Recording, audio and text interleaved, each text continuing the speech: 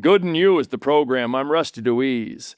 My first guest ever on Good and You is Jake Blauvelt, professional snowboarder, family man, Waterbury native, gardener, just great guy, fascinating. Watch the show, Good and You, and I thank MSI, Manufacturing Solutions Incorporated, Vermont Glove, and Poly Construction. So, hang in there. You're going to love it. Jake Blauvelt.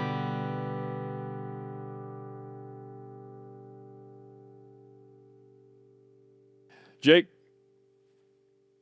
the show is Good and You. You're the first guest. What are you thinking? I really appreciate the opportunity, Rusty. I'm honored, man, to be the first one. Thank you. Well, I mean, we've known each other for a real long time, and you have segments, many segments.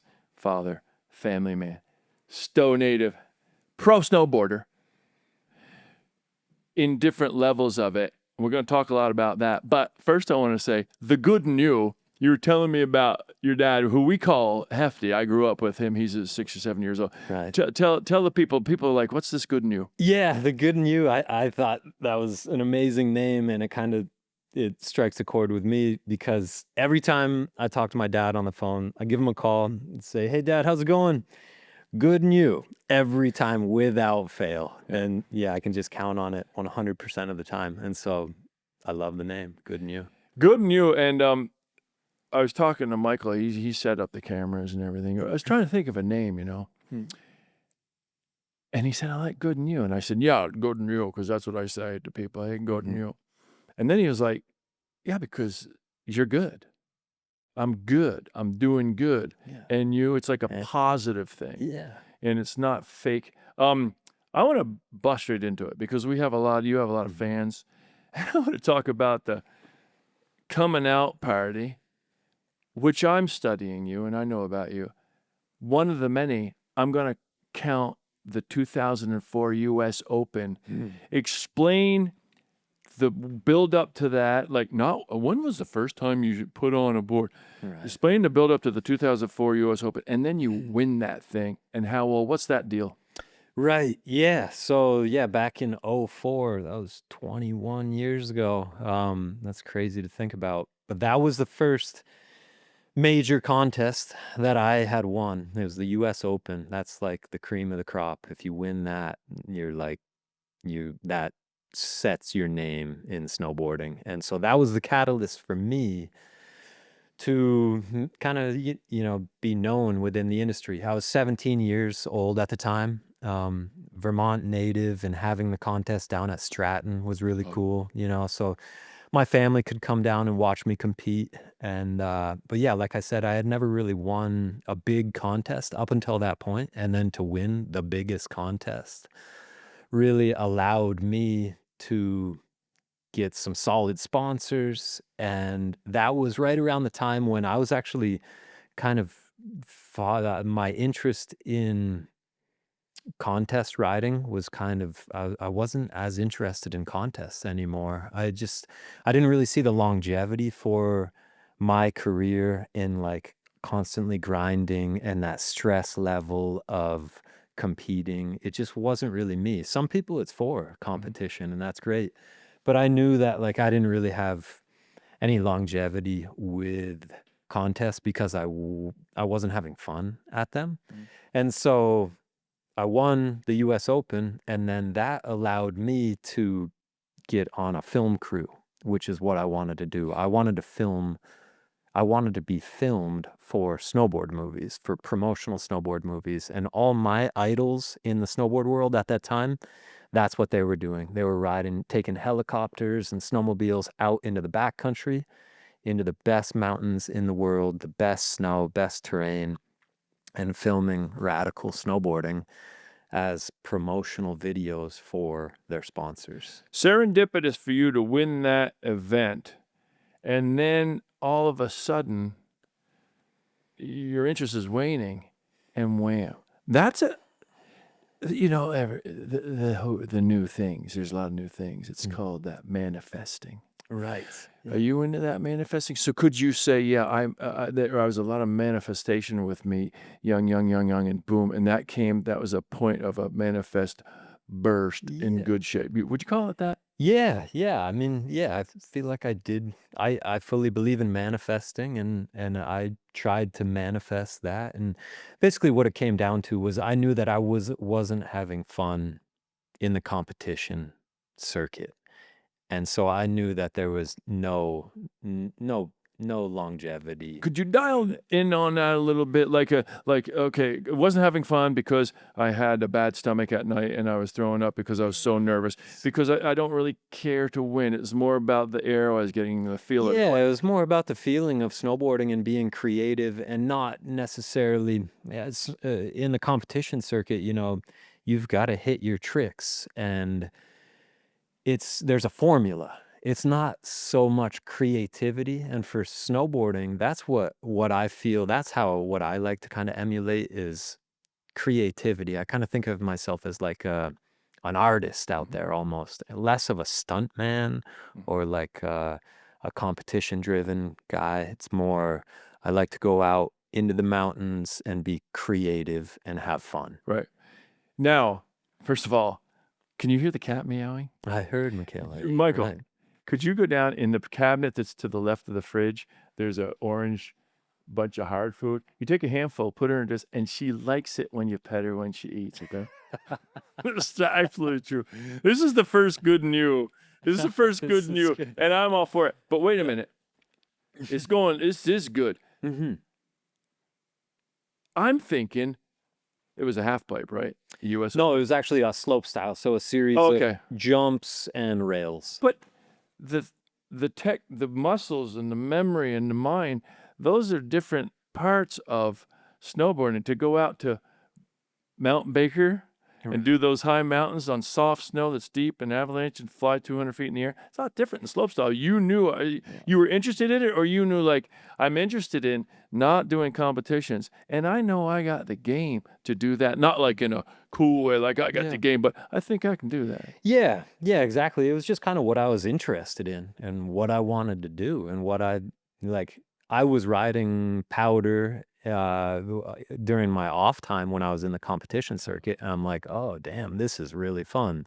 Like when you grow up on the East Coast, there isn't a ton of powder. But as soon as you move west, you realize what powder really is. Right. Riding big mountains with like not a bunch of little saplings and whips everywhere in the woods. It's like wide open, steep, lots of good snow. And so I was like, damn, this is really fun. And I can make a career out of Well, it that's if the I thing. really focus on it and work for it. That's the thing. You're not looking for the last dime, but you're like, okay, Yeah. yeah. This is going to be a more career about. Otherwise, I'm busting my tail here, and the young guys are Right. coming up, Exactly. and I'm living in a van and these Yeah. competitions. Yeah, and I constantly, I mean, with backcountry riding and filming, you are traveling almost just as much, but the contest circuit is like really regimented. You know where you're going all throughout the year.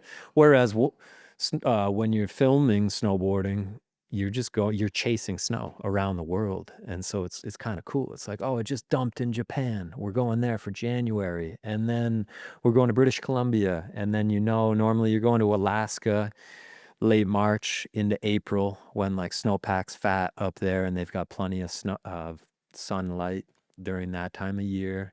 But there was a period where I was transitioning from slope style and park riding and the contest circuit to wanting to film in the backcountry solely, that I wasn't that good. And I wasn't putting out very good video parts for like 2 or 3 years. because I was learning- a video part is the segment that a rider, an athlete gets within a movie. Snowboarding Magazine makes a 20-minute movie, Yeah. and you're 6 minutes of it. Yep, That's your exactly. Yep. Yeah. For all of the thank you, Michael. For all of the manifestors, young and old out there, to hear someone's life story, who's ever it is, a postmaster, the grocery store bagger, it's always interesting. But it's in this much time. What was the transition from you got the trophy, you got a couple of bucks from the 2004 Open to heading out? Because it sounds like lightning striking in a bottle. Oh, I'm going to go do that, but it's not that simple. And what was the transition? And also, how did you literally make that happen? Did you hitch? Did you take a plane? You know what I mean? Yeah. Well, no, it was like, yeah, I won the US Open, and that allowed me to get on a film crew. When you say allowed me to get on a film crew, literally, this is people's dream, dude. Right. To win something. It's like the actor to have Steven Spielberg walking down the sidewalk. Right. You look perfect for that. So literally, you won that thing, and film people who you kind of maybe knew came up to you and said, "Hey, Yeah. you want to shoot with You us?" wanna That be- literally right. happened. Yeah, pretty much. Yeah, that's yeah, wicked. exactly. You're right. And so, but it took a while to learn how to land. Landing on hard pack as opposed to landing in a foot or 2 or 3 feet of soft snow is totally different. You got to have like a bigger snowboard. Your stance has got to be set back. There's a whole different technique to the landing. Oftentimes you think you're going to land and then your nose just gets swallowed up and you do we call it a tomahawk. You basically just eat shit. Did the film people give you the grace to learn that, or were they like, "Hey, man, They we did. brought you out here"? They gave me the grace because I was 18 at the time, 19, They 20 saw the years future. old. They saw that you can still do it at my age right now. I'm 38 and I'm still doing it. So they saw that there was a future if I could figure it out. Not everyone figures it out. Some people just they know how to ride hardpack in the park, but they don't really figure it out. But luckily, they gave me a chance and they waited it out for a couple of years. And about 3 years post US Open win was when I put out my first video part that was actually worth watching. And I was nominated for Rider of the Year that year. So you were 20 years old. 20 years old, yeah, and nominated as one of the top 3 riders in the world, which was pretty crazy. That's yeah. fat. Like if you're gonna be an actor and you move to New York or LA, like so you I don't know when you started to snowboard, but we'll probably cover that. But all of a sudden you're doing these competitions, 17, 20. That's pretty fast, isn't it? Yeah, it all did happen really fast. How are you feeling about that as a human being? Like, was it just, oh my God, this is just, life is good? Or was it like, I can't be screwing this thing up, man. I got some pressure on myself. Or was it a mix? It was a mix of it. I think mainly it was just, damn, I'm stoked. When you're late teens, early 20s, you're not really thinking about too much. You don't have crazy bills to pay or any kids to pay for, no family. So the overhead was pretty minimal at that point. And yeah, I was just excited to be in the moment and travel the world and ride powder. And normally you're with your friends a lot of the time, almost all the time. You get to normally pick the crew of riders you're going to be with. Really? Half the time, maybe a little more than half the time. And as your career gets more developed, you can kind of dictate who you're going to ride with and film with. So Give us yeah. give us your thoughts on, you're out there and you're this world-class athlete, and now you have to learn a whole other thing, which is making movies. Right. And making movies is weird. It's a lot of sitting around for the performer. You're the performer. Except the difference between me and you is it's freezing. You're 15,000 feet in the air. Right. And you could die. Yeah. No. So, but you got to wait. You got to hit that thing right. Was that like, whoa, this isn't what I thought. I thought it was going to be fun. Yeah. Well, yeah, exactly. There is a lot of waiting around and kind of working with conditions and weather and all of that, and just all the variables of being in the backcountry and deal. At that time, we were using 16mm cameras, so it's like film and all that. That was before digital. So like I'm dating myself. It happened fast. Yeah, it all happened fast. But yeah, you're totally right because you get it as an actor. It's like there's a lot that goes on behind the scenes in filming that people don't really see, and it's a very drawn out process. It takes a long time. Like we oftentimes joke, like we go out to these incredible lodges where they'll have clients, people who are, they're doctors and surgeons and lawyers, people who have done well, who they go out into these backcountry lodges around the world, and that's their vacation, and and they get to go out with a guide at that lodge and go and have fun. And whenever the film crew gets to that lodge, the guides oftentimes, not all the time, but oftentimes fight over who has to go with us because we're running such a slower program. We're not just lapping and hooting and hollering. We go out and we're lucky if we get like 4 or 5 runs. And so the guides, they want to be lapping and getting runs themselves with the clients. And that's what they do with the clients. There's no downtime. It's just lap after lap after lap. But we're not considered like luxury clients. Right. We're out there working. Yeah. And so it's just a much slower process. And so that's always kind of a joke. Like we go to these lodges, operations, and it's like, yeah, sorry, you got to come with us and we're going to be slow. Like you might see something rad. You're probably going to see us eat shit a lot. Might see a cool line, and it's going to be a slow process. Tell us about, you don't know, like, again, well, let's just, bring it into the film acting. You could do take and take and take. If it's a low budget film, you only get like, say, let's say 4 takes or something. Oh, yeah. Okay. Because then you got the money to. Right. Now, you can get a lot more takes because it is digital. Right. Yep. But you're up there and you got one shot of that. For the folks who don't know what we're talking about, Google Jake Blauvelt and look at some of this stuff. It's the things you see. You're up there and you're like, okay, we've figured out this cliff thing, and the cameras are set. Finally set them up.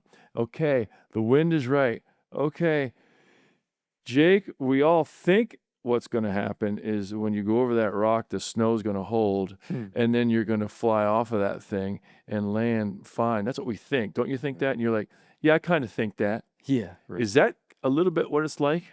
Yeah, pretty much. I mean, you try and explain your line, and then really in powder, you get normally, if it's like a full line going top to bottom of the mountain, you normally only get one chance because it doesn't look as good doing that line when there's a track where you ate shit before. And so, yeah, you get your one chance to do it, and everybody's spent the last 2 hours setting up for that shot, and you just blow it. And it's a horrible feeling, but it's all part of it. I was watching Naturally. I want to ask you to tell the folks, or you're not supposed to say that on this type of thing. I'm so used to doing live radio and stuff. Like, tell the folks, well, folks, hey, I'm going to be at the town hall this Saturday. Yeah. But I want you to tell them which flick to watch if they can only watch one. But there's one, I think it was Naturally I was watching, I think. And you're coming down, and there's this big old tree, 25 feet, that had broken off, and it was on a tilt, and there's probably 3 feet of snow at the end of it. Yeah. And you're coming down, and I'm saying to myself, he's going to go fly up in the air, either over that, through it, or what. And you literally flew up, just kind of came by it and knocked that snow off. Right. Dude. Yeah. I mean, you could have hit the tree. Now, I don't want to be one of these guys. You could have hurt yourself. But that's pretty cool. So you hit that one, and you guys were, as you would say, stoked. Yeah. But that was a great one. It's unbelievable. Yeah. Thanks, man. Yeah. I mean, it's all kind Do of. you remember that one I'm talking about? I can't pick that one out in particular. I mean, it sounds familiar. Yeah, but anyway. Yeah. Hey, so which film? So I want Liminal. Yeah, is your deal. That's pretty intense about where you've gotten to in your career, like basically to this day. And then Naturally, which one are you like? If you're only going to watch one thing of mine, watch X. Yeah, I mean, probably Naturally. That was like my highest budget film, kind of when And you made that. Yeah, Produced that? I helped produce it. Yeah, I was like co-producer, I guess you'd call. But yeah, that was when I had the most backing from my sponsors to just do it right. Helicopters. It looked and like $1 million just- bucks, that thing. Yeah, it was You look not good quite, in it. but yeah, it was. Yeah, it was my highest production film that I've put out, and there was a lot of pressure with that. Definitely, it was supposed to be a 1-year project. I ended up hurting my shoulder, dislocating my shoulder bunch of times, kept falling out, and so I had to go in for surgery that first year. But then that's when I really got on a good, super good rehab regimen, and I started doing pretty intense yoga and strength training, and really started treating myself like an athlete. And that's when that second year of filming for the project, everything just started to click. And so it's kind of like I learned from my injury. I was weak and not as focused, and the injury definitely set me back. It was like a step back, but then I was able to take 2 steps forward. And I've always tried to think about, like, when you do get injured, what can you learn? What can you take away from that injury instead of letting the injury take something away from you? It's like, what are you going to learn from this injury? Why did it happen? And how can you try and make sure it doesn't happen again and learn from it? Let's rock on that. Like, so liminal explain liminal, because the way I understand it, what you said in the film, liminal, is that's the in-between of, we'll say, joy and disaster. Right. It's the in-between all the part in-between. where that's where you learn. Mhm. During the joy, this could be a life thing, right? A philosophy. During the joy of my life, I'm just having joy. During the sadness, it's just sadness, but it's in that in between. So if we're going on the injuries, there's no timeline to this program. Let's talk about the injury. So you go.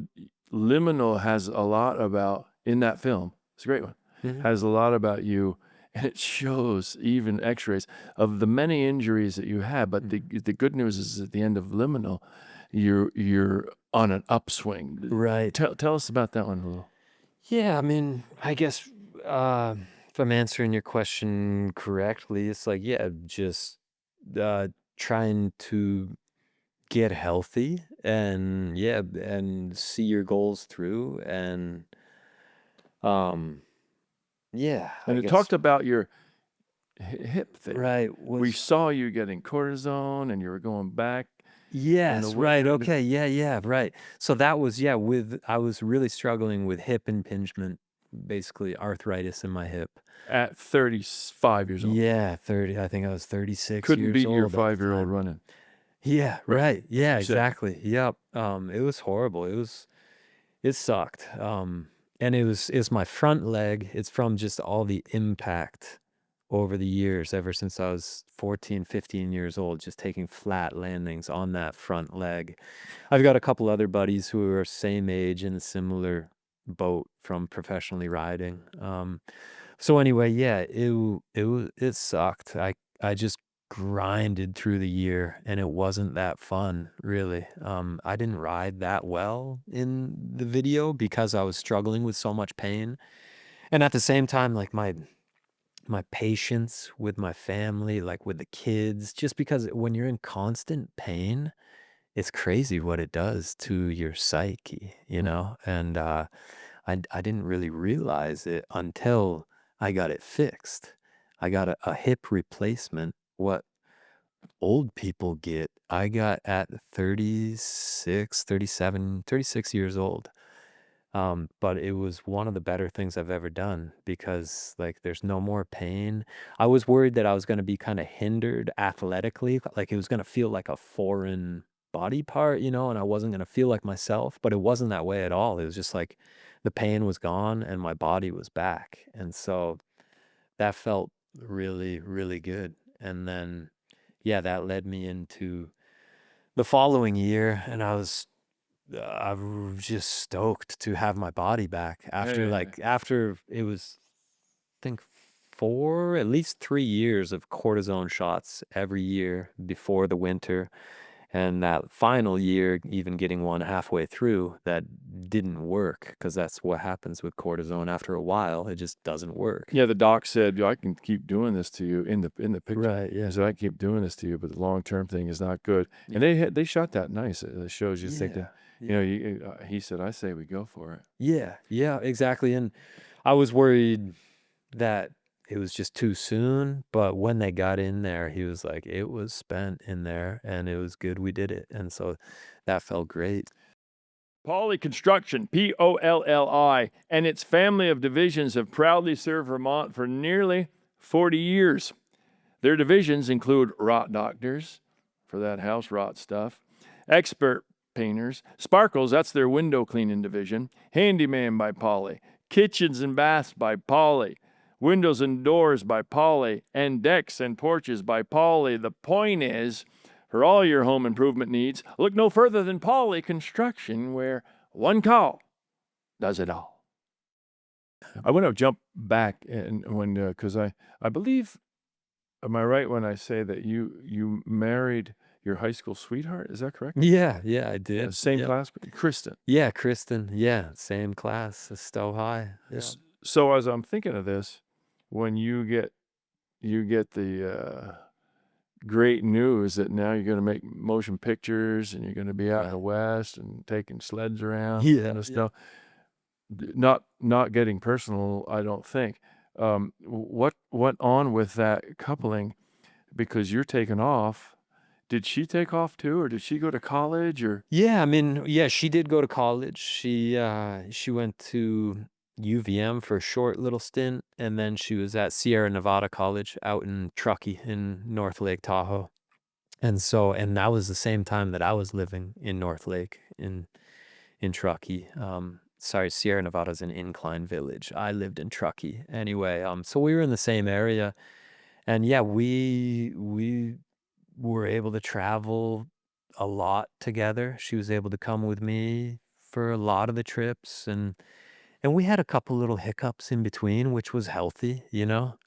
But yeah, she's been by my side ever since we were 16 years old, really, which is And now you have amazing. name off the little kitties. Yeah, so I have Nella is our first daughter. She's 7 now.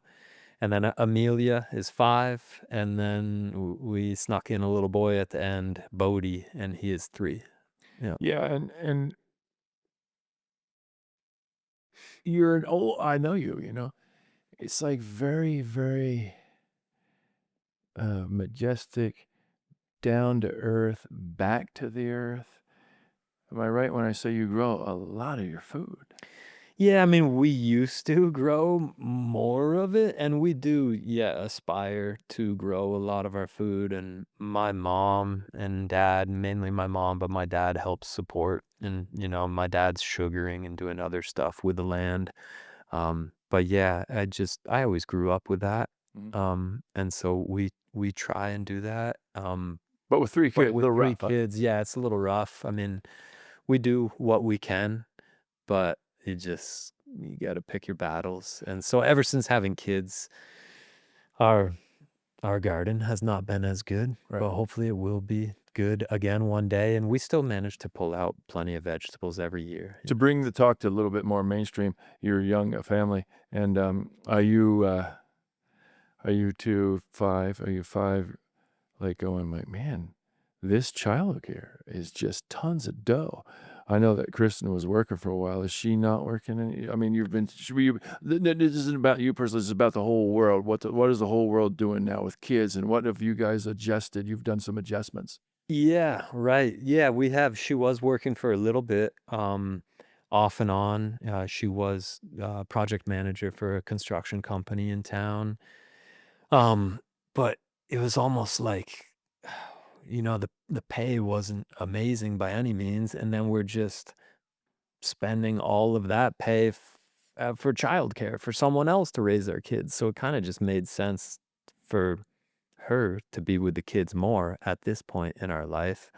But now she's actually going back to school to be a nurse practitioner. Oh, really? Yeah, so she's going great. to a full graduate medical Is that degree. online, or does she have to go? She's going to be going. She got accepted into UVM. Oh, great. Yeah. I didn't And know. so Congratulations. yeah, thanks. Yeah, so that's going to be a crazy undertaking, and I don't know how we're going to do it, but where there's a will, there's a way. And she's going to do amazing at it. I know she will. She's super smart and really hard worker. So I think you just got to go for it. And it's like, yeah, it's a 4-year program, but when you look back at, like, 4 years felt like just last month, you know, when you look back in hindsight. And so it's like, just buckle down and do it. It'll be over before you know it, and And, you'll have your degree. and you have some family help around you. Yes, It's not yeah. like We do, grandma, yeah. grandpa, Hefty, and Oh, we're are right incredibly next door. fortunate that way. We're over all the time. They're actually,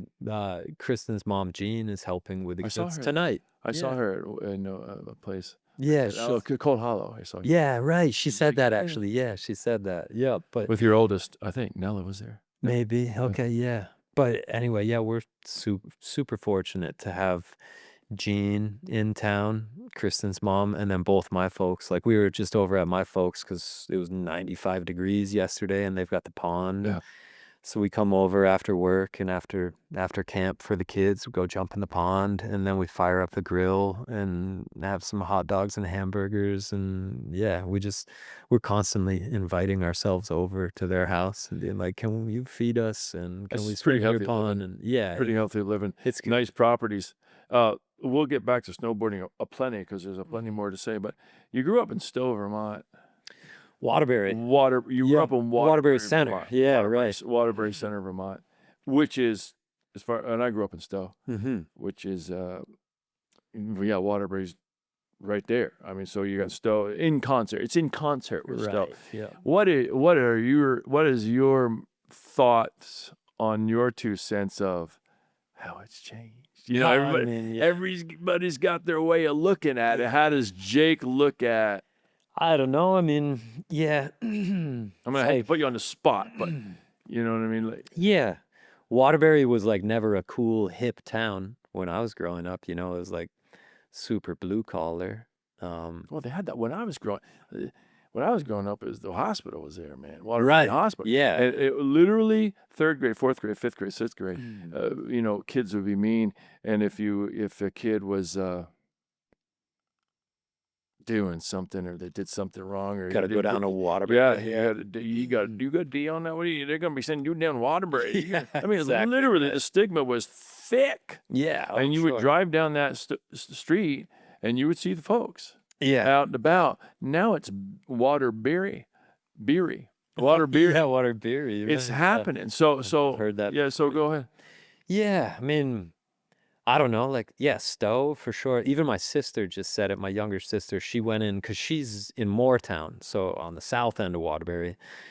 Furthest north she comes is my folks' place, which is north end of Waterbury, but she doesn't really go into Stowe that often. Yeah. She went into commodities. Kylie, yeah.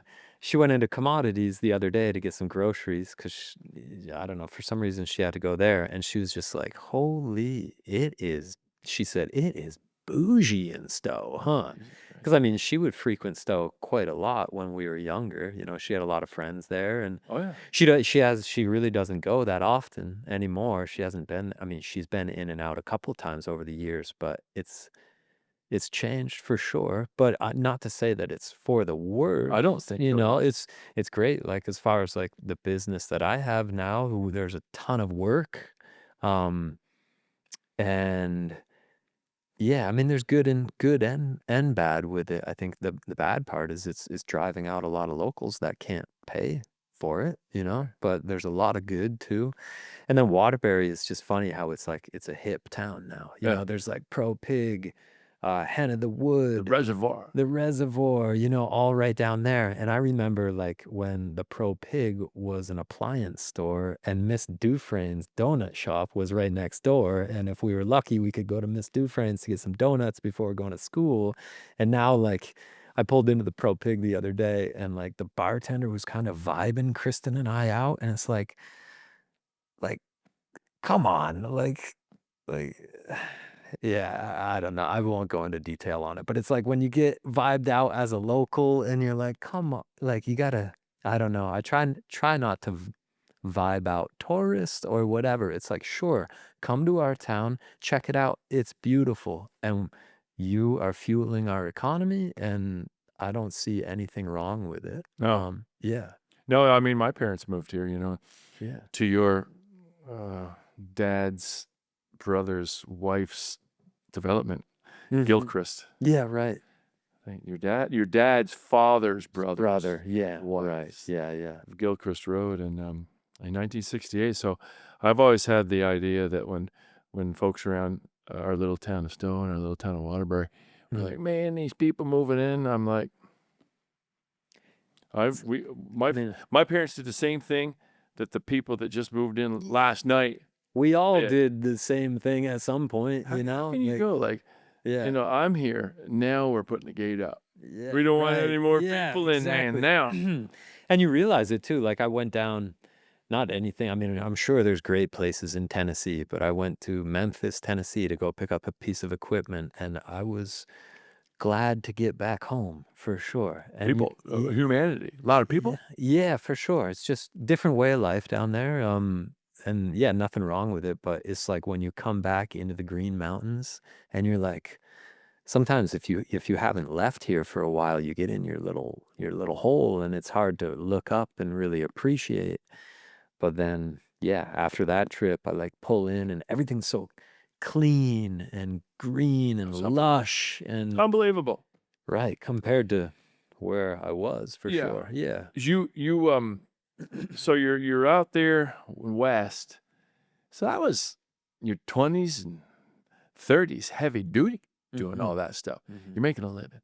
Let's talk about that. Not specific. My dad was always like, don't ever talk about politics, religion, sex, and anybody's finance. Don't ever talk about that stuff. It'd be better off if you leave that stuff to yourself. He didn't talk that way. Right. I'm not imitating Bill very good. I'll tell you what, Russ. Oh, that's Bill. There you go. Tell you what, Russ. Talk about politics, religion, sex, and finance. Don't ever ask anybody. No, you don't have to share that stuff with anybody. Yeah. But for anybody in the world who's you branded yourself, man. You had Adidas made a shoe, the Blauvelt. Right. How does that happen? How does it work? I can tell you how it works with sponsorships for my shows and stuff. But you go out there, you're 20 years old, now you're doing parts and pictures, moving pictures, snowboarding, moving pictures. And there are people literally going like, hey, Jake, saw that part, man. And we're North Face, who you've been with for many years, and they've done nice things for you and you for them. Are they literally calling you up, or are you sitting home with Kristen, you're getting together this week, because you can get together, you're in Truckee, and you're sitting there sending out freaking manila envelopes with your photo on, calling. Right. How did it go? I guess my sponsor at the time, when I was transitioning from contest riding to filming backcountry, filming movies, my sponsor at the time was Forum Snowboards. And they made Foursquare, Forum, and so Forum would make the snowboards and the bindings and the boots, and Foursquare would make the outerwear. And then I was also sponsored by Oakley Eyewear. Those are my three main sponsors. But when you're filming, I was always filming for the Forum snowboard movies. And so you're almost like just part of their team that you do as they tell you. And you're never going to be an individual in their movies. You're just part of the Forum movies, but you're never really you can get first part or last part. Those are like the coveted positions in a movie. Like the ender part is the best part. That's who has the best footage. But otherwise, you're never really going to stand out in those movies. And I saw that there was really no future in that formula. And around the same time, I hired an agent who really helped me to understand the back end of snowboarding and the business and branding yourself as an individual rider. So if you don't mind, now that whole section when you're going with Forum, they're hooking you up with gear. But you got to have an apartment, you got to have a car. Where is that dough coming from? Is Forum going, we're going to hook you up with gear. We want 2 pictures out of you, and we're going to pay your food, and we'll give you $125 a week. You know what I mean? So people don't know. Like, what is a sponsor doing? I don't know how much money you're making, what your crew. But what does a sponsor do? That Forum was... Here's a hat. No, I mean, at that point, I was... when I first got on with Forum, I was 16. By the time I was 17 and had won the Open, I was already making more than my folks. Okay. Yeah. That's given us an idea. So then this agent says, you can make more than your folks and his folks. Right. Okay. If we go out if for you do other. it right. Yeah, Cool, exactly. man. Yeah, so it's like, yeah, you can make a decent living if you stay on with Forum, for sure. Or you can try and take it to that next level and really brand yourself as an individual athlete, like a Michael Jordan. Not that I was like on that level at all, but it's like, In the snowboard world, yeah, you trying kind of trying were. to You be, were the Jake you know, Blauvelt. one of like I would consider myself when I was like at my prime, I was like one of the top 5 for Yeah. quite a few So years, that's good. Yeah. So Yeah, and that was you're the yeah. exception. Yep. And so at that point, you're trying to have pro model products, endorse products that have your name that you're making royalties on. So like, yeah, with Adidas, it was this shoe. There were a couple different models of that shoe.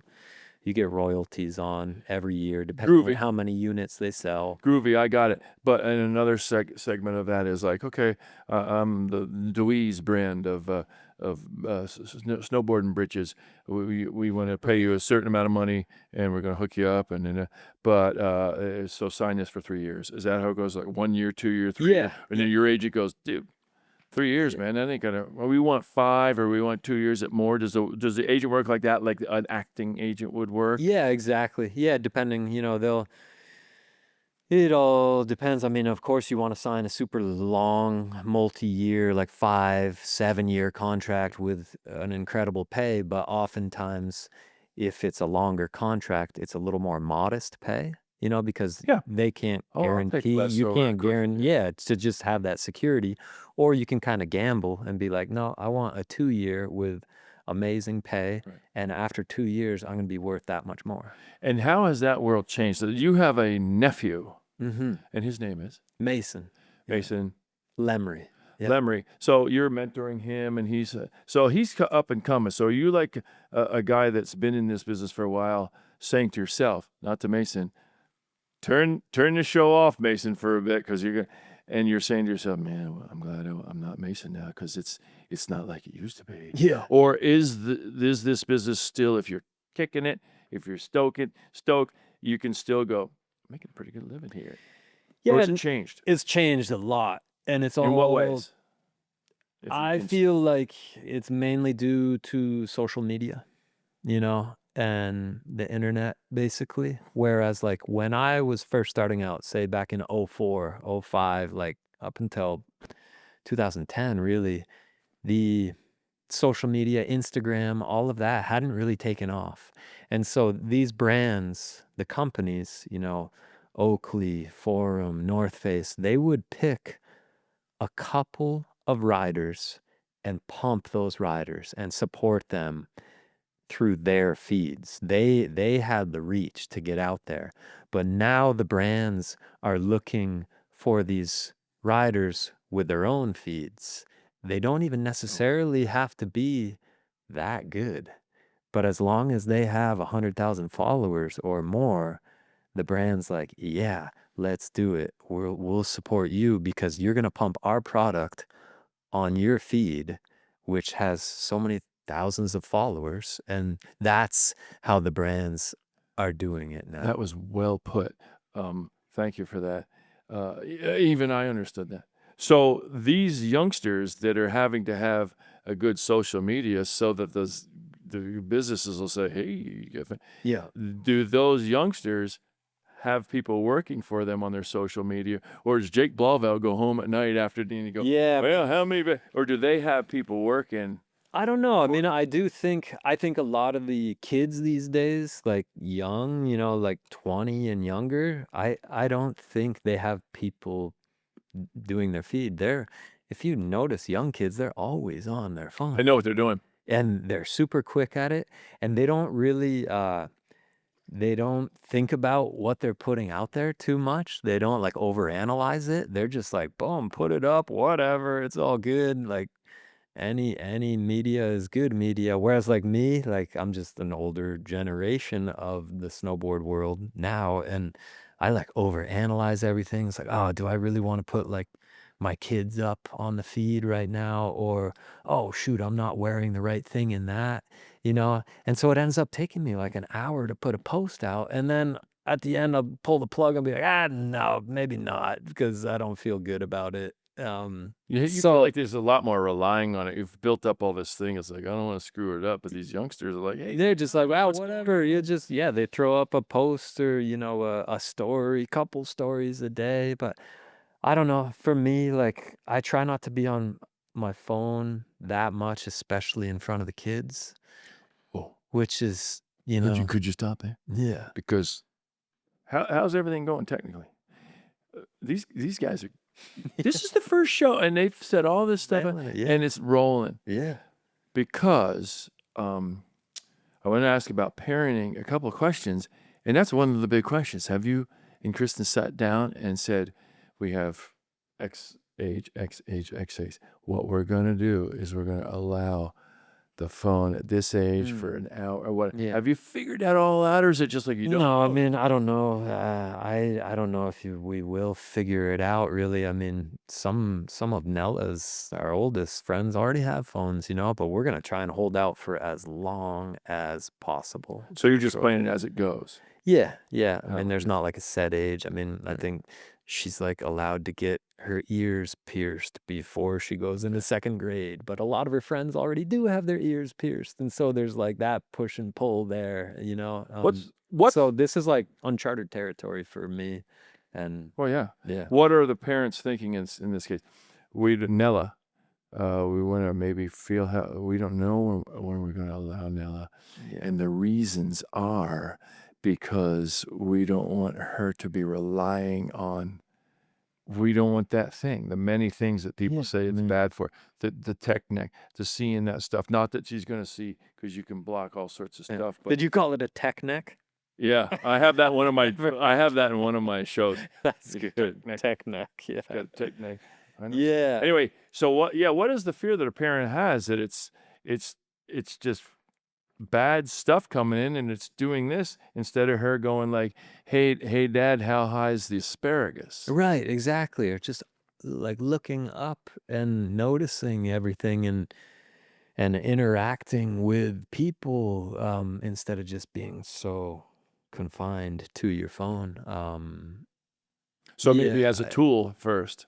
This is your as a tool. tool, maybe, You're gonna yeah. call Dad because he's getting out of work. Yeah, I think it'll be like a safety thing first. Like you get a flip phone, you can text and call, but there will be no social media for as long as possible. Okay, well, I'm getting a feeling. I'm getting a good answer if it Yeah. isn't specific words. But I I'm getting a mean, feeling from your energy. yeah, but at the same time, it's like, yeah, you got to pick your battles. And at some point, like, yeah, most of our friends are going to have it and we're going to have to cave. And that's just the world we live in. But like, I've got a couple friends and people I know who are school teachers, like elementary, middle school, high school. Yeah, they're school teachers and they say it all the time. They're like, these kids are messed up because of social media and their phones. And it's like, they're like, it's a serious problem. And so, yeah, I'm going to have to navigate that, but I won't be the first one or the last. And So that's the attention spans thing. With your children, do you see?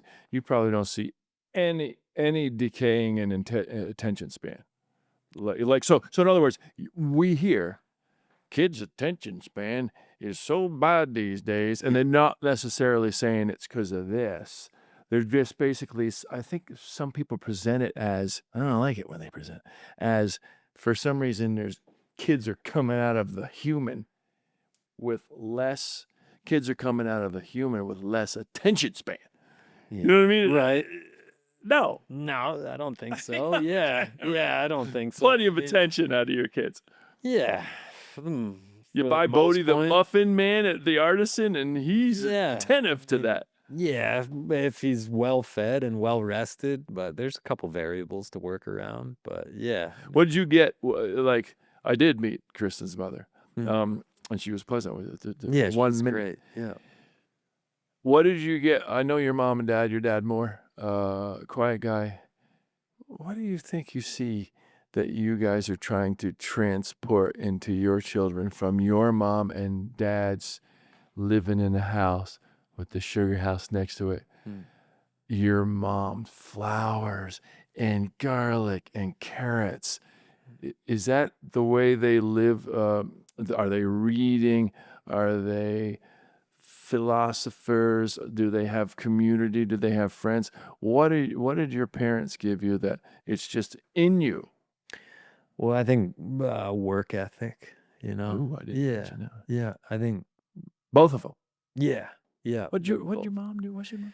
She did a lot of things. When I was real young, even and before I was born, she was an electrician. She was studying to be an electrician.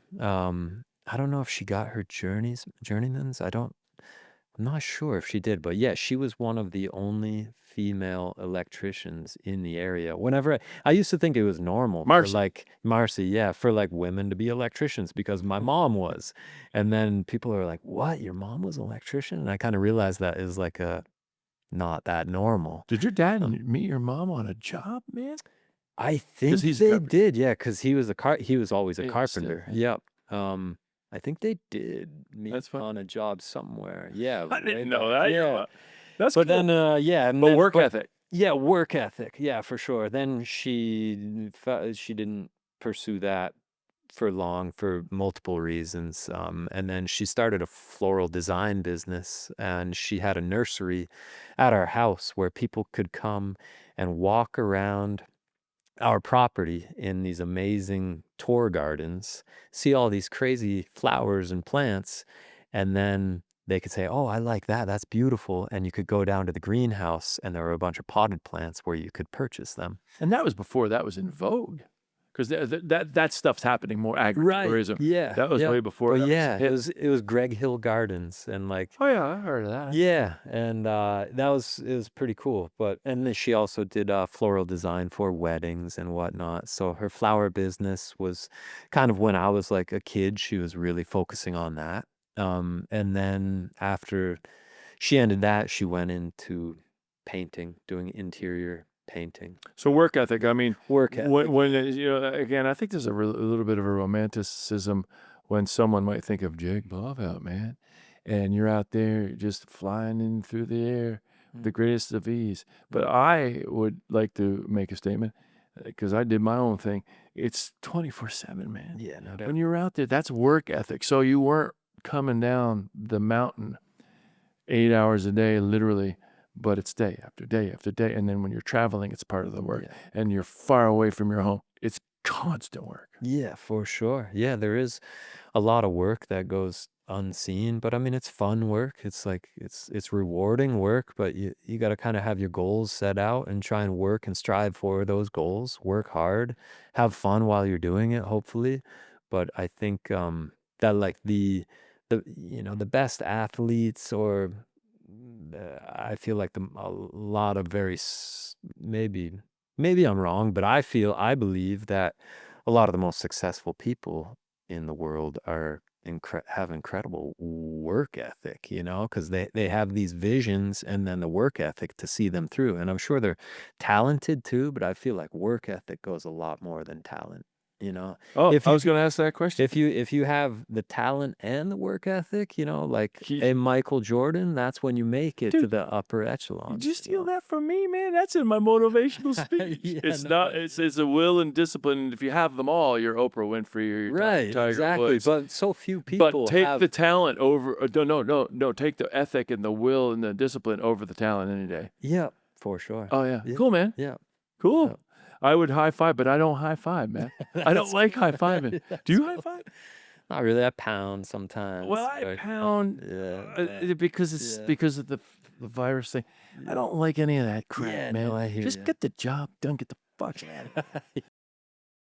MSI, Manufacturing Solutions Incorporated, can be your general contract manufacturing partner because MSI specializes in precision metal fabrication, assembly, and logistics, serving aerospace, defense, energy, and various industrial markets. MSI delivers with quality and speed with laser and water jet cutting.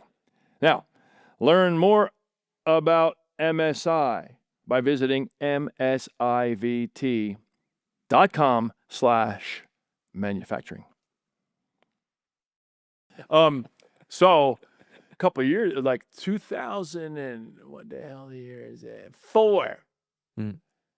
Was it early spring?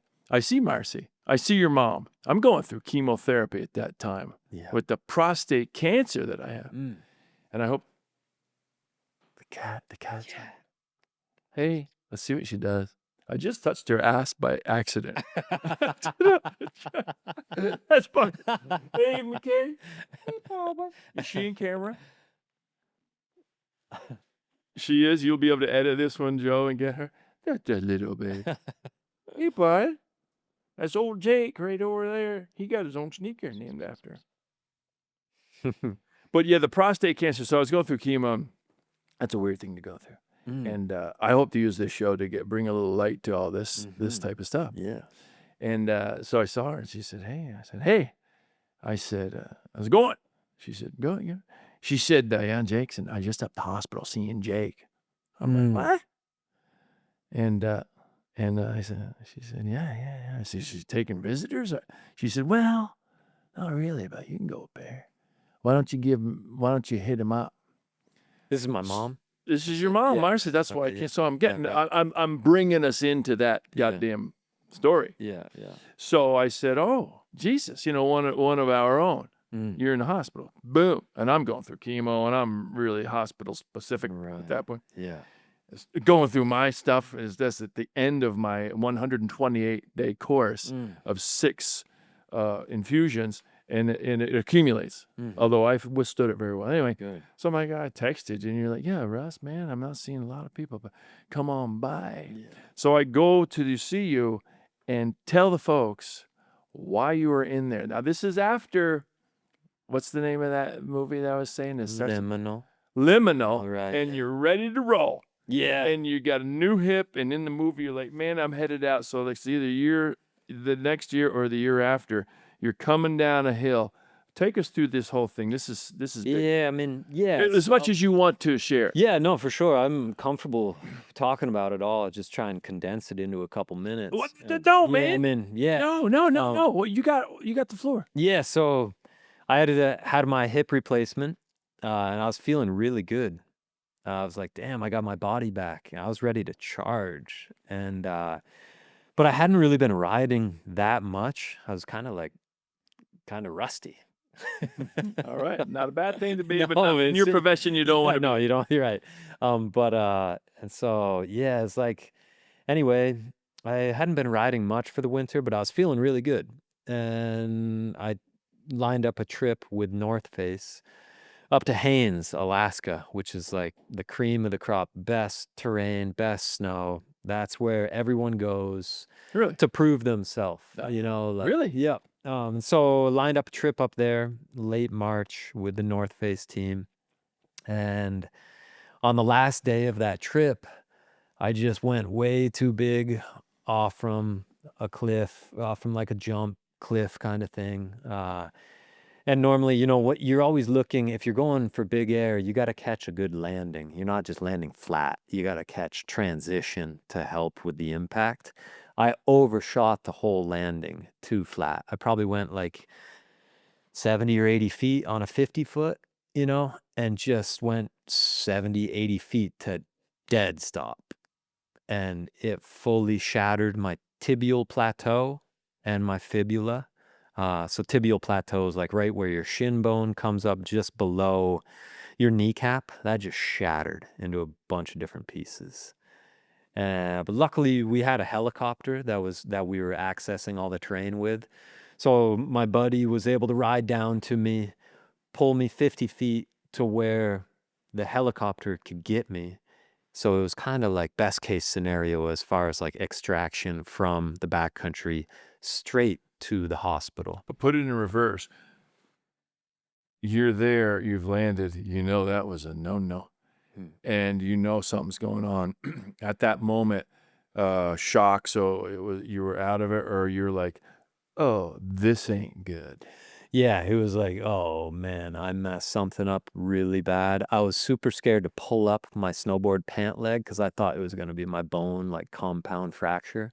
It almost popped out of the skin, compound fracture, but it didn't. It stayed all in, because when you go compound fracture, you really have to worry about infection and all that. Oh, But luckily, everything stayed in. It was just super, super broken in there. And he dragged you. Yeah, he dragged me. I was just like, well, the shock was in. I wasn't in like too much pain at that point. I knew that I was messed up, but shock is an amazing thing. It's like a survival It's mechanism. crazy. What Yeah. the body can be. I also fractured my ribs and my sternum, but those were kind of secondary. It was like, I can deal with that. You don't even do anything for that. You just let it heal. But it was like, it was a car accident, you know, and the tibial plateau is a very common injury for car accidents and motocrossers as well. But anyway, But they heloed you, so that's good. the heli got me out. Heli me down to the little hospital in the little town of Haines. Right away, they were like, okay, you are way beyond any of our capacity. We can't deal with you here. There's 2 more hours of daylight in the day. We're going to get an emergency jet from Anchorage to come and get you back to Anchorage. 2-hour emergency evacuation flight, which costs an arm and a leg, but that's what you pay insurance for. And so I was flown to Anchorage. I spent 3 days there. They put me in an external fixator, which is basically what they put you in before you can go in for internal surgery to actually tie everything together with bolts and plates and whatnot. You have to wait for the swelling to go down. And with the external fixator, it gives your leg traction and allows your leg to reduce in swelling quicker. And so the external fixator, a lot of people, I didn't know what it was. Some people do. It's the gnarliest contraption. They drill into your lower shin, 2 drill marks, into my femur, 2 drill marks, and into those drills they screw in these posts that come out maybe 6 inches. And then from those 4 posts that are coming out of your leg, they put these clamps on, and those clamps secure rods going linearly down each side of your leg. And it gives you stability, basically, so that, because otherwise my leg would have just been flopping around. And this And is so- after their surgery. They stuck the bolts and everything in here. No, this Oh, is it's before. Yeah. So this externally fixates before they can internally fixate. So they put those babies they- in Anchorage. They put that screws- in, yeah. And then- so that was basically to stabilize my legs so that I could get home. Oh, And so I had to get a ride. I had to fly from Anchorage. I got a first class ticket down to Denver, which was the worst flight of my life by far. so you're going on with crutches? Well, so yeah, I Did had my team manager from North Face, Alex Pashley. He helped me. He flew from Haines in the emergency jet. He stayed in Anchorage with me. He was coordinating with my family the whole time, and North Face and everybody else. He was my guardian angel.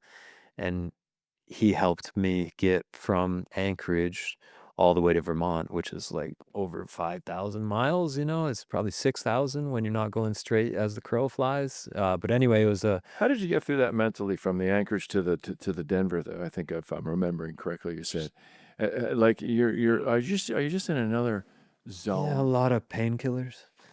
It's like, and Not just knowing what was ahead, you thought, okay, they're gonna fix this up. I'm a young guy. Yeah, I mean, that at that point, like, there wasn't much information really. I mean, I knew that my leg was messed up, but it was still so early that I didn't really know. And so that was kind of a blessing. It was like, Oh, right. Okay. you know, And then you get to there. Didn't North Face and then North Face, flew you flew me from Denver to Vermont, and took yeah. off plane, no, to Burlington. and that's where you and had the then surgery. I had to wait for a couple more days for the swelling to go down. And then it was actually the day of the solar eclipse, which was last year, right? Yeah, this was last May. Yeah. That Right. was when I went in for internal surgery at Copley with Mount Mansfield Orthopedics and Dr. Good Nick top. Antel. Yeah, Tops. he put me together, put 17 screws in and 3 plates. And tied it all together. He said it was like a 6-hour surgery. He did amazing work, and everything was going super well. And that's when I saw you. So I come into your hospital room. No, you hadn't seen me at that point Oh, in Burlington, I didn't see you.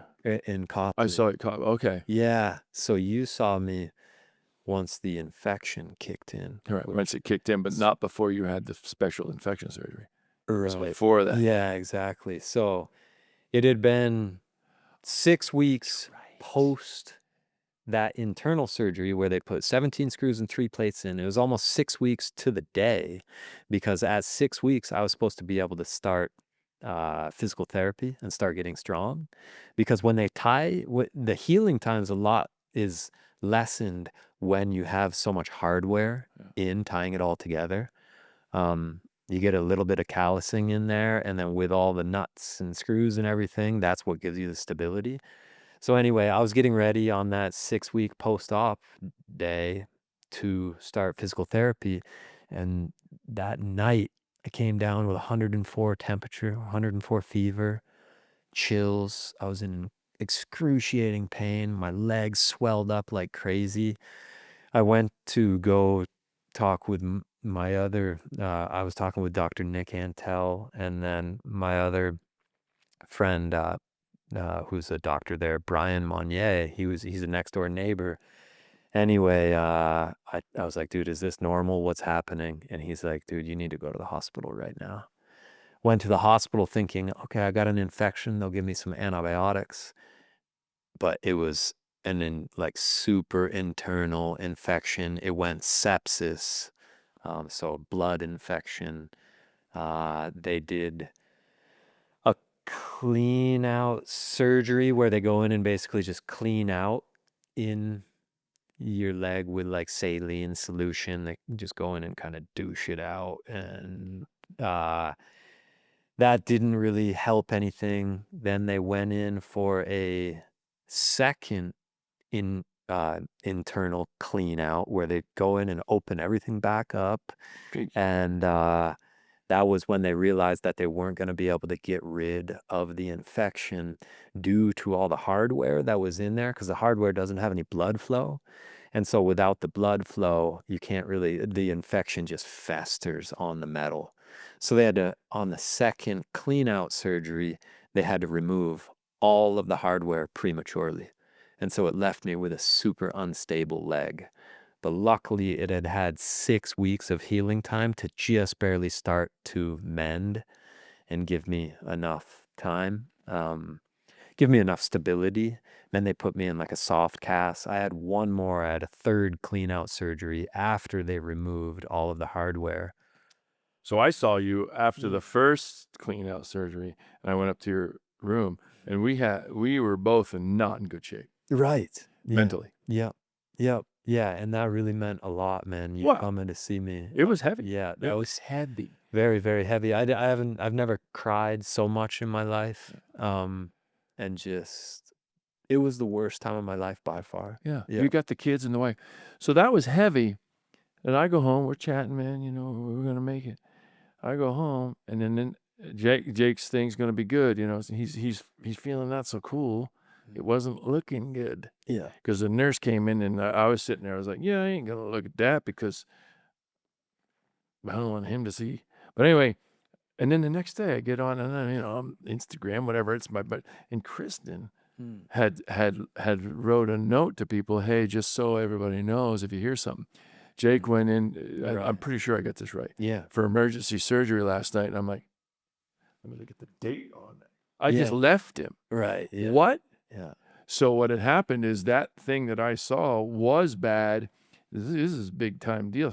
And then some nurse came in and said, uh-oh, we got to call the specialist in and do that second clean out pronto. Is that correct? Yes, that's exactly correct. Heavy, man. It was super heavy. It just, everything, I just kept getting bad news after bad news after bad news. And then on that second clean out surgery, I had just eaten like a pretty big meal. Oh, you told me. And then they're like, oh, you need to go in for surgery right now. And you were you like, know, you're not I'm supposed not to supposed to eat. do that. I've been Yeah. dying there. And they're like, you'll probably be okay. And we need to do this because it's really bad. There was like a day or two where they were like, we're not sure if we're gonna have to transfer you somewhere, and like this could be, because it was sepsis. Yeah. It's really, really bad where like you can lose your leg. I could have died pretty easily. Yeah, because I came in to see you after the second cleanup too, and you were like, yeah, man, Russ, they were coming in, they just had fed me, and they were sending me in. We're not supposed to do that. It was a whole... And I was just thinking like, man, I can't catch a break, and now I'm gonna go in for surgery and I'm gonna die. I'm not gonna wake up, like that's what kept going through my mind. And yeah, I mean, it's kind of, it's related to this, but like I was so emotional. This was actually for my third clean out surgery, where like things were starting to look on the up and up, but I was just so physically and mentally exhausted. And I get into the operating table, it's like super sterile. It's like a room about this big with like tons of crazy equipment, super sterile, white.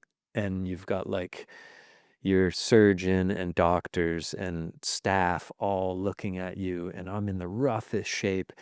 And the surgeons and people in the room, they like to play music when they're operating because that just like, they've got like a really good sound system in there.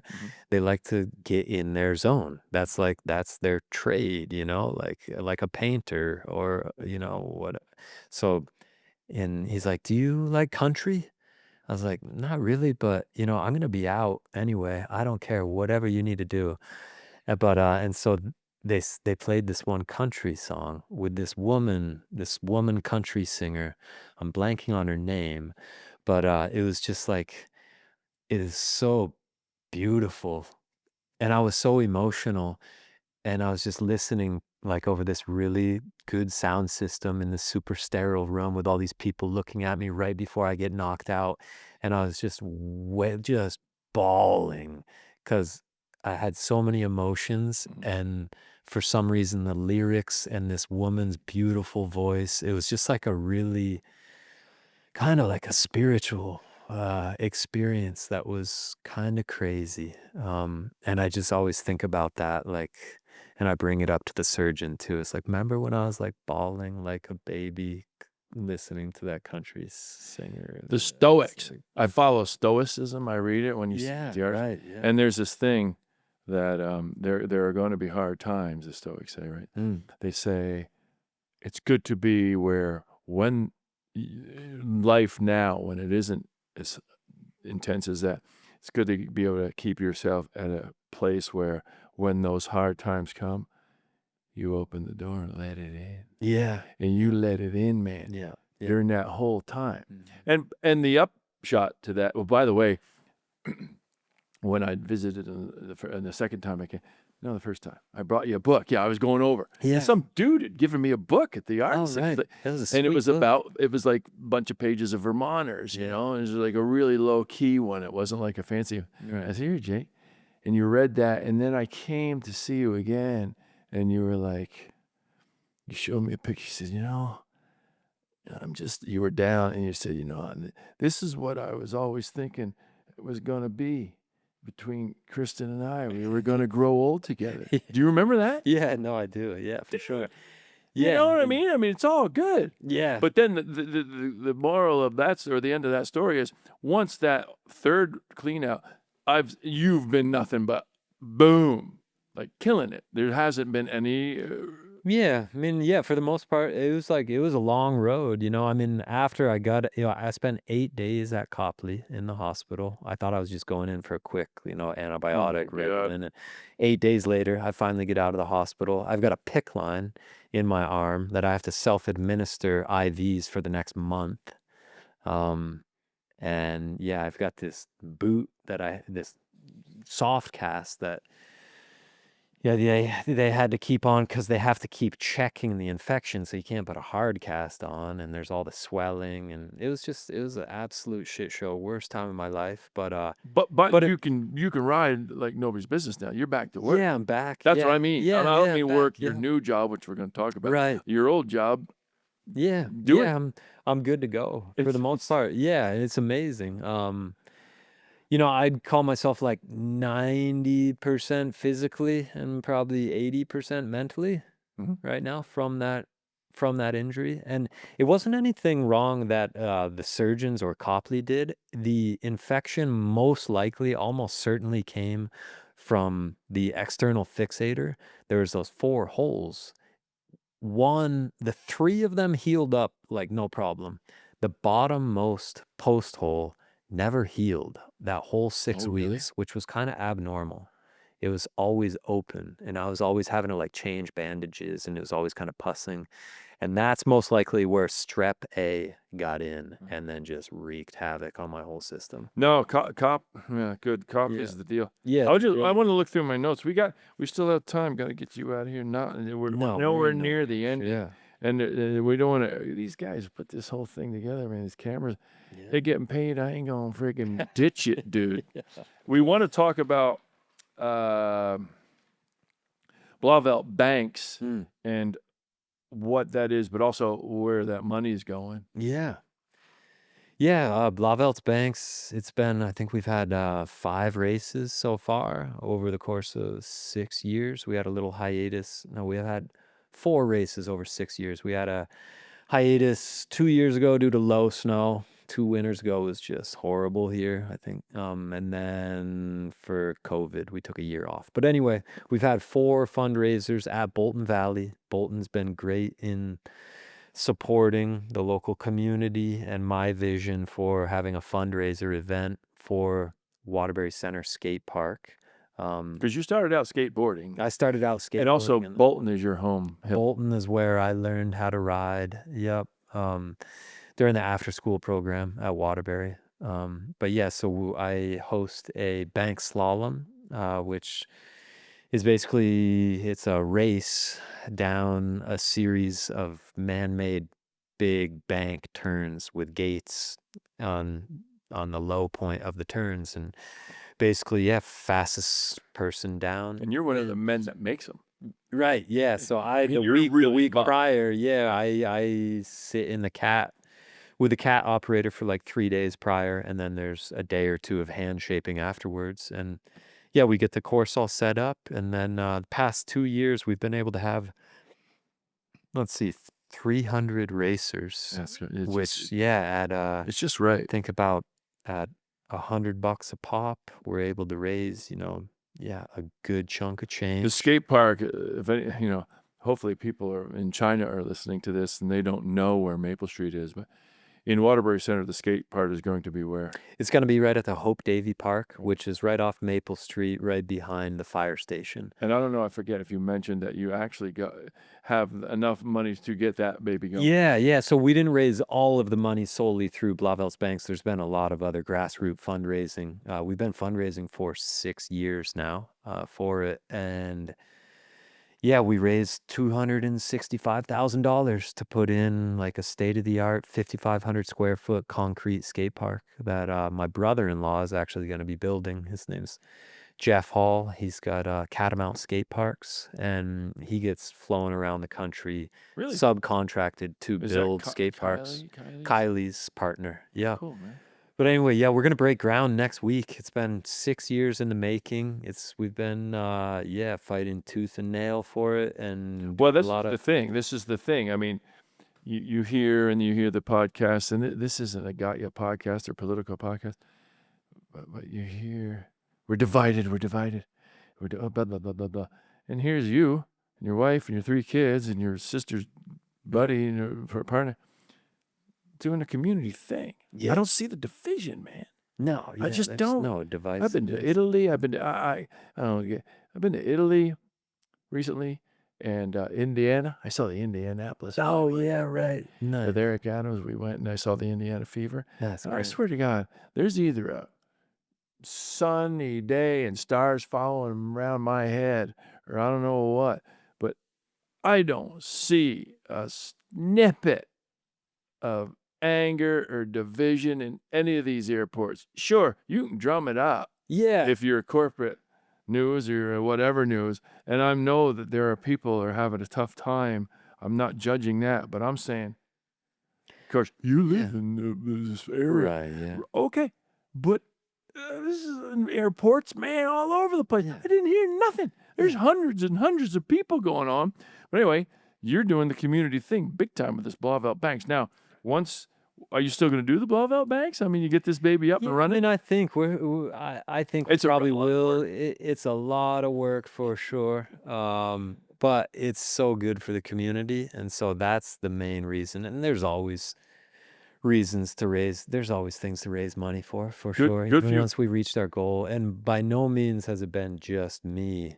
We've got a full team. We meet every month via Zoom to discuss our next items that to tackle for the skate park, and that's been for 5-6 years now. We've got a team of like 5 or 6 of us in the core team. Some of them are parents of like kids who are a little younger than me, and it's awesome that they're so invested in it as well. And then a couple other people that are like similar age to me. But yeah, it has taken a team, and we all have our strengths. And within the team, like two of them are engineers.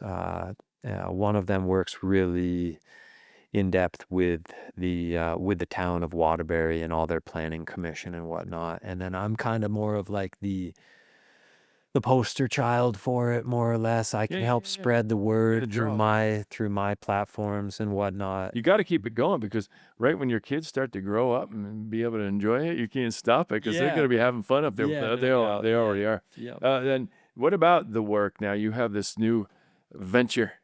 You get the ACER hat on there. What does Yes, ACER yeah. mean? So ACER is the Latin name for maple. Okay. And so On the off it's season from right. doing what your profession is Yeah. with North Face, Yeah, Oakland. so I'm still snowboarding professionally, but then in the off season and sometimes into snowboarding season, but I try and never let it overtake snowboarding. But I started with my business partner Jeff Spear. We're 50/50 in on ACER, which is we're a tree service, arborist company, and so we service the immediate area, mainly Stowe, Waterbury, Morrisville. We go down to Montpelier, East Montpelier, Barrie, up into Champlain Valley as well. Not as much, but we are starting to break into that area. But How many people you have? we have 8 of us working now. Yep. How was it? How was yeah. it? You started it, with less than 8 people, and people should know that this is like some of it is when you're doing the big huge trees and you're roped. You guys are roped and swinging and really serious tree work here. Mhm. How do you find people that can do that? It's difficult to find skilled people to do it for sure. Normally there's a lot of training with unskilled people, hoping that they're gonna tough it out and they're interested enough and they can figure it out. But there's a lot of investment with the employer with us to hopefully see those unskilled laborers become skilled foremen who can lead a crew safely and efficiently. How are you doing as a young guy? You've been your own boss and you've worked with many, many people in collaboration with the snowboarding. Now you're a guy that has to say, hey dude, you were 15 minutes late. Yeah. And we're hoping, how's that? You seem like a kind of a low key kind of Yeah, guy. I mean, I try not to ever come down on our employees, and I think like you got to try and keep everything positive and like Is that something that bums you out when you go home and say, man, I had to come down on that job? yeah, for sure it does. Yeah, every once in a while we do, and it's just part of it. But I think just trying to keep things positive and look at yourself first. Was there anything that I could have done to make this better? Like, is he coming in late because he's pissed because he's not getting paid enough? Or trying to ask all the right questions before coming down on them. But luckily we got a great crew. I think we treat them well. They treat the company well. They work their asses off. It's dangerous work too. It's really hard work, but it's really rewarding work at the same time. You're out in nature working with equipment, which we all love equipment. Most of us love equipment, big You got your trucks CDL, and dude. I got my all CDL. that. Yeah. Um and working with your hands, and it's very similar to snowboarding in the sense that you get out with snowboarding, you get out into the backcountry with arborist tree work, you get out to your job site, and there's an objective, there's a mission, and you have to problem solve the whole day in order to achieve that objective. And so that's a lot of the parallels between snowboarding and tree work. And it's funny, we often consider ourselves industrial athletes with tree work Never because heard it that. is That's cool. very athletic work. Oh, The best guys, the climbers, like if you want to, not everyone has to be a climber that does tree work, but if you're climbing, you got to be pretty athletic to be I good, think so. for sure. And then you got to have a good head on your shoulders too to stay safe and learn all the different techniques and knots and all of that stuff to make it go first and foremost safely and then efficiently so that you can be competitive with your pricing. Because it's all about like how can you do it quickly, but most importantly, safely. But if you're doing it quick, you're doing it cheaper. You're not drawing it out because we basically go by like a per man hour. That's how we charge. So we're trying to do it safe and efficiently. How many people might you lay off this winter, or that you keep all 8 year round? No, yeah, we'll have like half the crew is seasonal, and then we keep the other half on. So we'll keep like 4 or 5 of us on. You got through the someone winter. tinkering on the equipment? Yeah, right. Yeah, so we have our mechanic. His name's Lloyd Shack. Lloyd. Two L's, Lloyd. Lloyd. Yeah, Lloyd with 2 L's, and I've learned so much from him over the years. Sure, It's just, I know him. Yeah. you know Lloyd. Yeah, he's an amazing human being. My wife thinks my infatuation with Lloyd is so funny just because we're an odd couple for sure. Like, like I'm like this snowboarder who's a tree worker now, and he's like salt of the earth, Vermonter, mechanic. But I just have learned so much. He's just a wealth of knowledge. Oh, yeah. If you actually take the time to listen what he is saying, and you can even talk to him on the phone, like, Lloyd,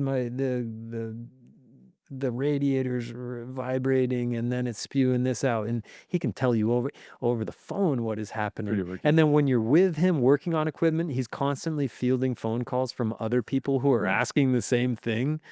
Yeah.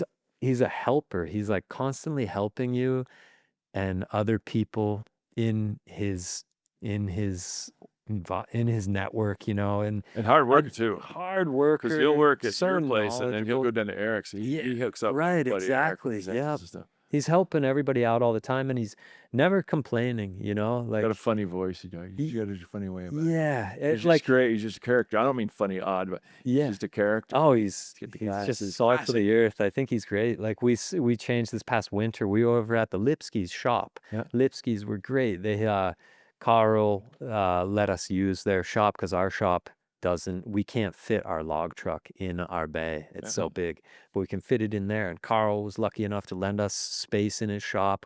So I pulled it in. It was covered with snow. And then you get in the heated shop and it's just pouring snow. But we only had so long to work on the truck. We had to change all the slack adjusters underneath. Mhm. And so Those are brakes. yeah, right. The brakes. Yeah. People don't Part of really the know. brake system. And it's just pouring salty slop on Lloyd and I while we're under the truck. He didn't complain once.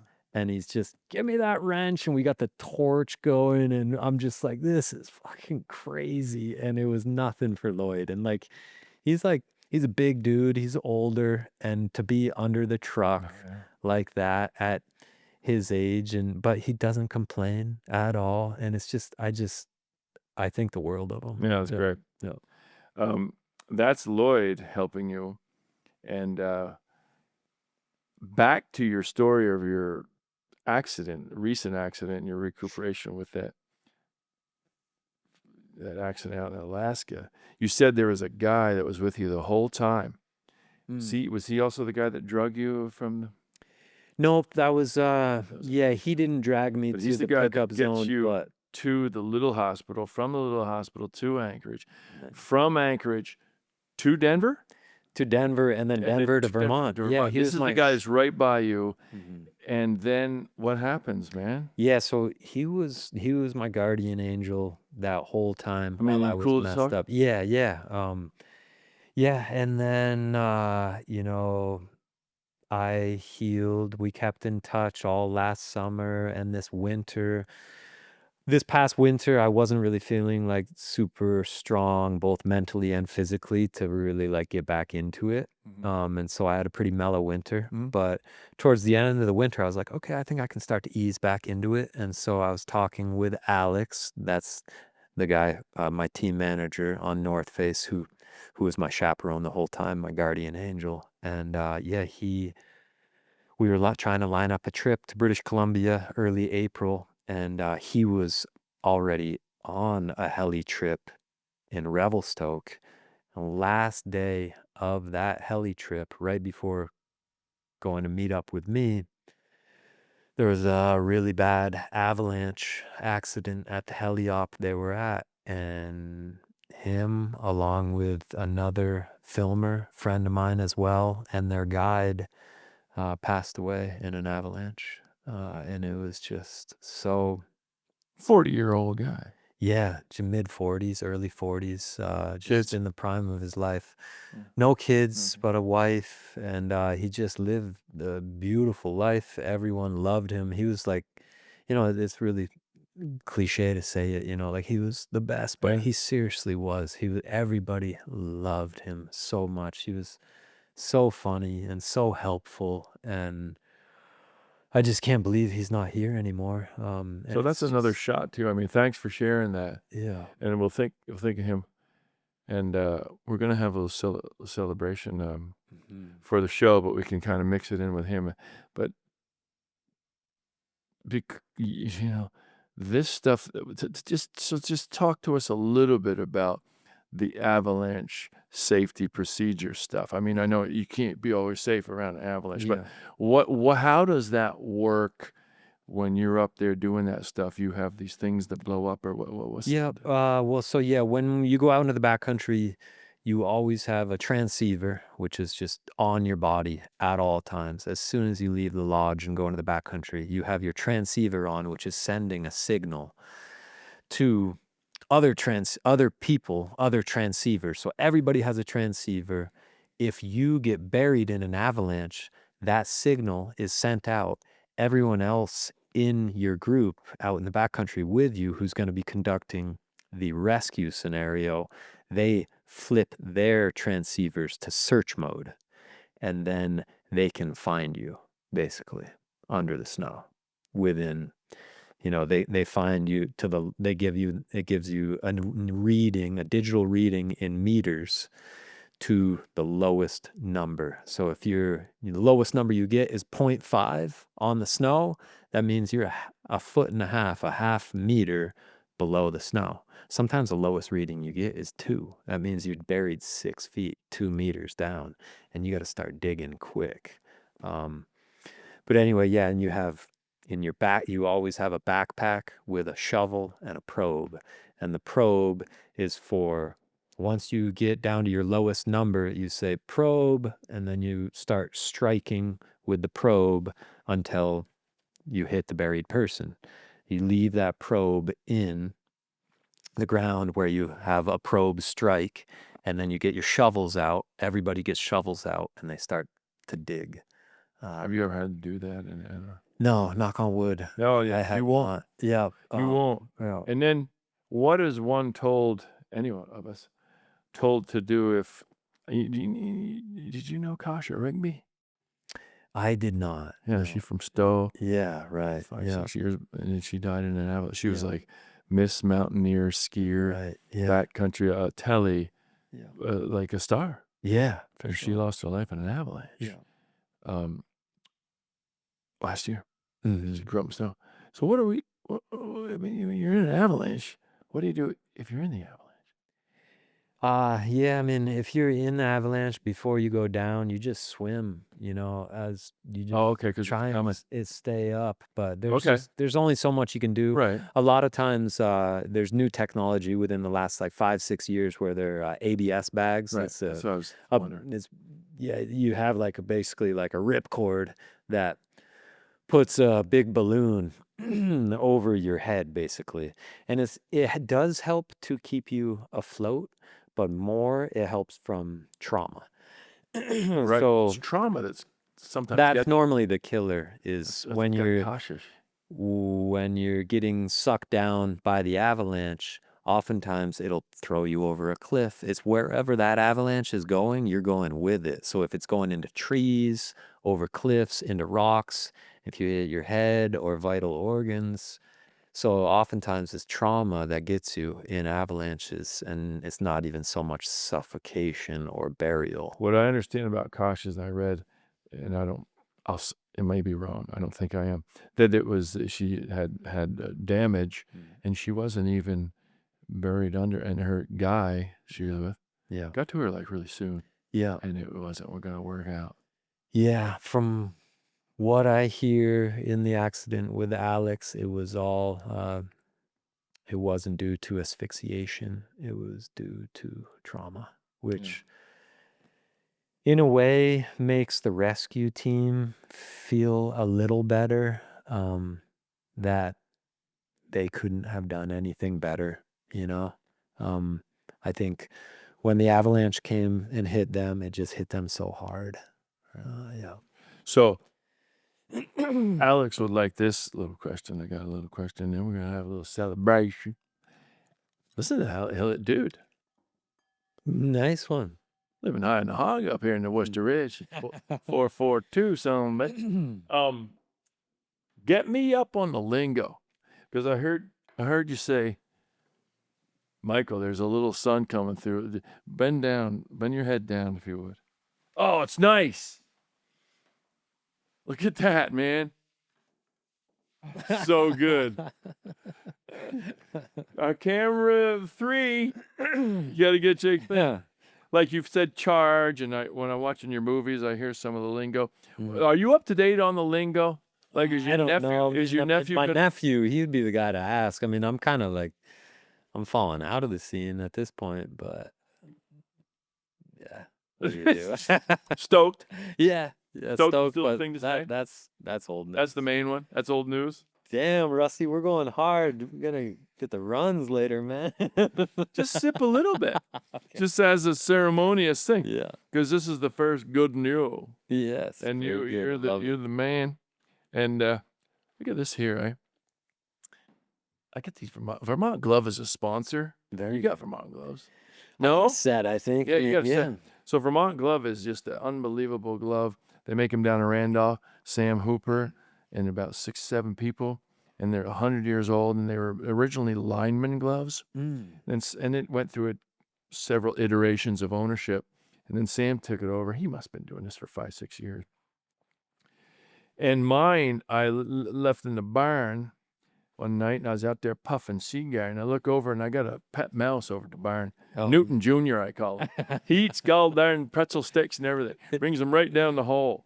And Newton Jr. was chewing on this song gun, and I ain't seen him since. I guess it's not good for mice to, even the Vermont gloves, make it through mice that are trying to eat them. But I can't say enough about you should go get yourself a pair of Vermont gloves, and I want to actually look for them. They have a new glove. So they do have gloves that you can do when you're riding and all, you know. Right. But they are work gloves mostly, but they do have these other kinds. Those look like good work Oh, gloves. they're sweet, dude. Yeah. These are old.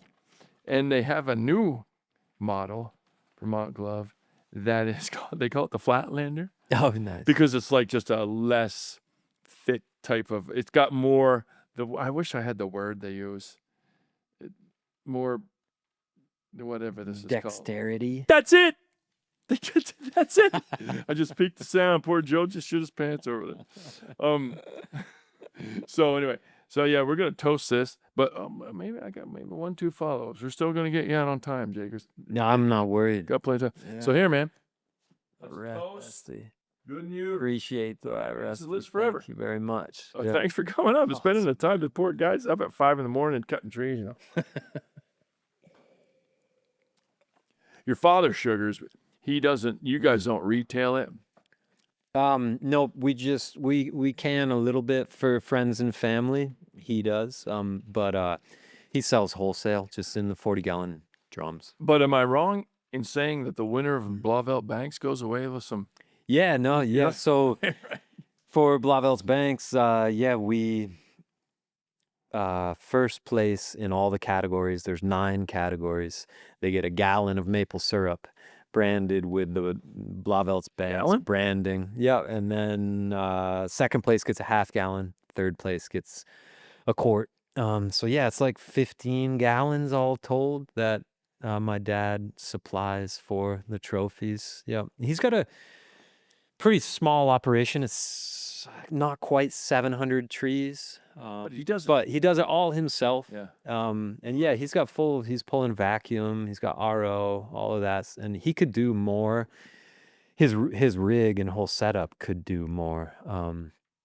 I would like to start helping him more in the future and learning sugaring more. It's just that time of year is kind of tough Well, for me with riding Yeah. and family and all that. But I really do aspire to learn more and help him Yeah. as he, gets older. Maybe I can kind of transition and help to take it over. But yeah, he's making like half gallon per tap. He's pulling, I think he made like 340 gallons, which is half One guy.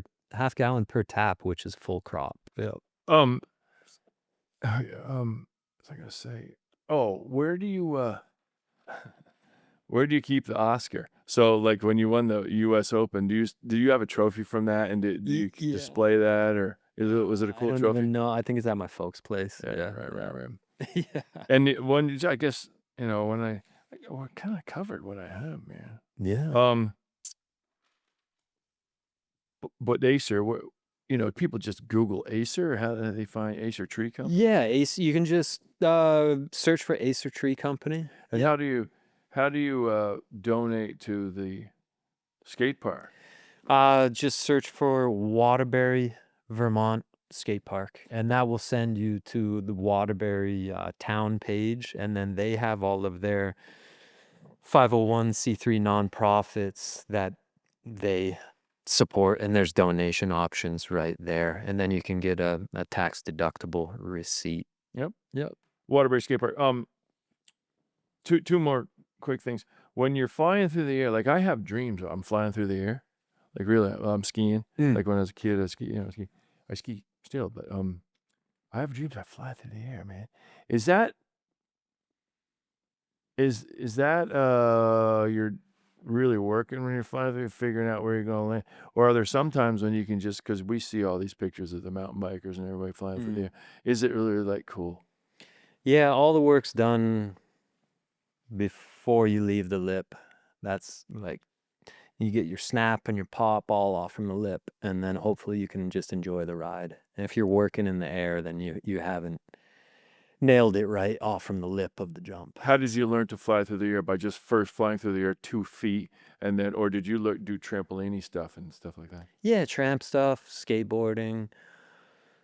Mainly that, and then just getting comfortable with more and more airtime and just being comfortable in the air. No, this isn't controversial at all, but I'm curious.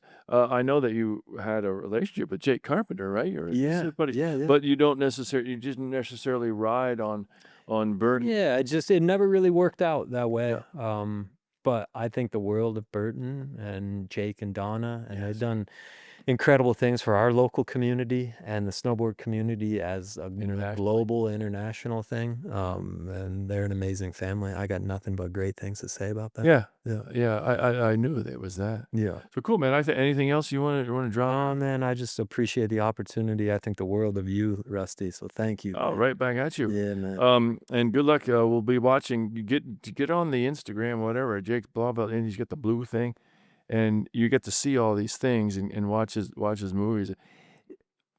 One last thing. I mean, when you're watching if you're really paying attention, you don't have to pay attention. You just have to enjoy it. But I really noticed this when I started knowing you a lot, and then I was like, it's like unbelievable force, man. To ride a snowboard. I know what Ryan Cocker Siegel's going down the hill. It's like 900 pounds on one leg, and there's 2 minutes. It's incredible, and how you're whipping your head around and you're flying through the air, and that's why I really appreciate you telling the story about that serious injury, what you went through, and all the other injuries, because it just seems like when you guys are going down and flicking around, it's like, oh, cool, man, look at that stuff. But you're jarring the living cripes almighty out of yourself. Yeah, and It's rough. paying for it. I have paid for it, and I will continue to, but I think it's worth it, and it's given me a really good life. Yeah, I'm saying it in Yeah. a like a complimentary. Yeah, thank you. How you know how to do that, man. Yeah, thanks, man. Unbelievable. Yeah. All right, we're not going to do no high five No, bullshit. none of that, yeah. Good news. See you later. Bye now. Good. That's Thanks, it. man. Rock it.